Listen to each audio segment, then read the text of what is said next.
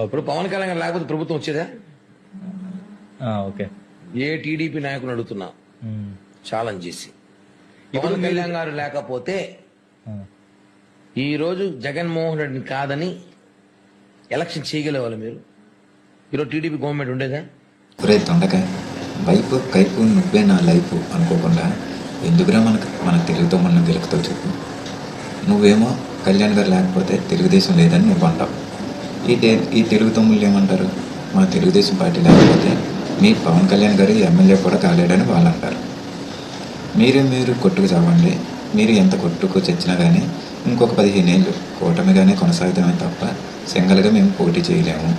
ఒకవేళ పోటీ చేస్తే జగన్మోహన్ రెడ్డి గారి చేతిలో చిత్తుగా ఓడిపోతాము. ఈ రాష్ట్రంలో కనుమరుగైపోతాము. అందుకే మేము కొట్టుకున్నా తిట్టుకున్నా ఆఖరికి గిల్లుకున్నా కలిసే పోటీ చేస్తామని మీ పవన్ కళ్యాణ్ చంద్రబాబు అంటుంటే, నువ్వేమో కళ్యాణ్ గారు లేకపోతే తెలుగుదేశం లేదని నువ్వు అంటున్నావు. మన తెలుగు తమ్ముళ్ళేమో మేము లేకపోతే మీ వాడు ఎమ్మెల్యే కూడా అవ్వడని వాళ్ళు అంటూ ఉన్నారు. ఏదేమైనా కానీ మీ వాళ్ళు ఎన్ని చోట్ల పోటీ చేసుకుంటారో చేసుకోండి. తెలుగుదేశం వాళ్ళు ఎన్ని చోట్ల పోటీ చేసుకుంటారో చేసుకోండి. మేము మాత్రం అన్ని చోట్ల పోటీ చేస్తాం. ఒంటరిగానే పోటీ చేస్తాం.